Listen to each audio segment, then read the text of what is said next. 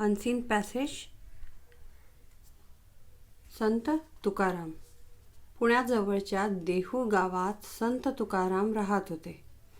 त्यांना शेतातून 15 मण धान्य मिळाले होते. ते धान्य स्वतःसाठी न ठेवता गोरगरिबांना बोलावून वाटत होते. डोक्यास पांढरे पागोटे, अंगात पांढरी बाराबंदी, कपाळावर पांढरा टिळा, गळ्यात तुळशीची माळ असा त्यांचा वेश होता. ते स्वतः श्रीमंत नव्हते. घरात पोटभर अन्न मिळत नव्हते, पण त्यांना गरिबांविषयी कळवळा होता. रंजला गांजलेल्यांची सेवा करणाऱ्यालाच खरा साधू म्हणावे असे ते म्हणत. देवाची भक्ती करा, चांगले वागा, लोकांचे भले करा असा ते उपदेश करत. त्यांची कीर्तने सर्वांना आवडत. एकदा शिवाजी महाराज त्यांची कीर्तन ऐकण्यास आले. त्यांचे कष्ट बघून, गरिबी बघून शिवाजी राजांनी तुकाराम महाराजांसाठी बरेच सोने नाणे, भरजरी कपडे पाठवले. परंतु तुकारामांनी त्या सर्व वस्तू परत पाठवल्या. लोकांसाठी झटणे हीच माझी श्रीमंती, यानेच देव भेटतो असे ते म्हणाले. ते जसे वागायला सांगत तसे स्वतः वागत.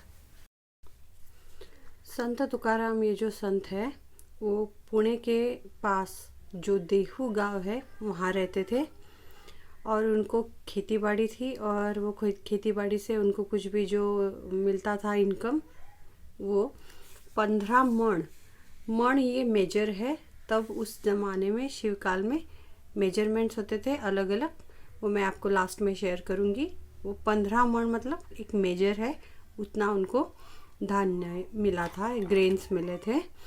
तो उन्होंने वो खुद के लिए ना रखते हुए जो गरीब लोग हैं उनको उन्होंने सब बांट दिए. और उनका पहराव ऐसा था कि सिर पे वाइट कलर की, सफ़ेद कलर की जो पगड़ी होती है, टर्बन होता है, उसको पागोटे बोलते हैं.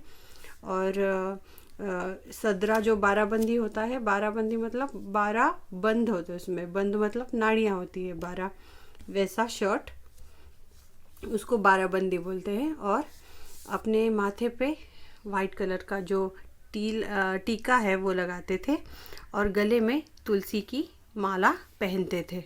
ऐसा उनका पहराव था, वेश था. और वो खुद रिच नहीं थे, गरीब ही थे. घर में खाने के लिए ज़्यादा कुछ मिलता नहीं था. और उससे इसमें बताया नहीं गया है, मगर मैं ये बताना चाहूँगी, उनकी बीवी इसकी वजह से बहुत नाराज़ रहती थी कि उनका स्वभाव लोगों को बहुत हेल्प करने का था, मगर खुद की परिस्थिति इतनी अच्छी ना होते हुए भी.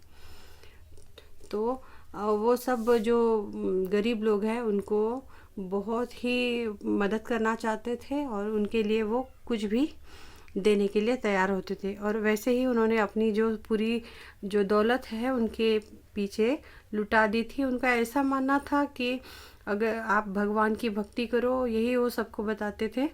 उनका ऐसा मानना था कि जो साधु होते हैं, सच्चे साधु होते हैं, जो संत होते हैं, वो दूसरों का भला सोचते हैं, अपना भला कभी नहीं सोचते. दूसरों के बारे में, दूसरों की सेवा में अपना जीवन व्यतीत करते हैं. वही सच्चा साधु होता है, ऐसा वो मानते थे और बोलते थे. और देवाची भक्ति करा, भगवान की भक्ति कीजिए और अच्छा वर्तन, अच्छा लोगों से बिहेव कीजिए और लोगों का भला कीजिए, ऐसा वो उपदेश करते थे. और उनके जो कीर्तन है वो लोगों को बहुत पसंद आते थे. उन्होंने बहुत सारे अभंग भी लिखे हैं, वो भी वो लोगों को पसंद आते हैं. आज भी लोग वो गाते हैं अभंग. और शिवाजी महाराज उस वक्त उनके कीर्तन सुनते थे. एक बार आए थे तो उन्होंने देखा कि वो गरीब है और बहुत तकलीफ़ में है, खाने पीने के लिए भी घर में कुछ नहीं है, ऐसा है. तो शिवाजी महाराज ने उनको बहुत सारा सोना और कपड़े वगैरह सब भेंट किए. मगर उन्होंने संत तुकाराम जी ने वो सब भेज दिए वापस. वो बोलते थे कि लोगों के लिए मैं कुछ करूं, यही मेरी श्रीमंती है, मतलब यही मेरी रिचनेस है कि मैं लोगों के लिए कुछ करूं. और इसी के कारण ही देव मुझे मिलेगा, देव मतलब भगवान मुझे मिलेगा. और वैसे ही खुद भी लोगों के साथ रहते थे. और ऐसी कथा है कि उनको वैकुंठ से विमान आया था और उनको ले गया था भगवान के पास, विष्णु जी के पास। वो पांडुरंग की भक्ति करते थे, विट्ठल विट्ठल विट्ठल बोलते थे, विट्ठल की भक्ति करते थे। जो पंढरपुर में विट्ठल का मंदिर है, पंढरपुर में जो पांडुरंग का मंदिर है, वहाँ पे उसी भगवान की वो बहुत भक्ति करते थे और वही विष्णु का अवतार है। तो वो आए थे, अपना विमान भेजा था और उनको विमान में लेके गए, ऐसी कथा है। तो देखते हैं अभी क्वेश्चन आन्सर्स।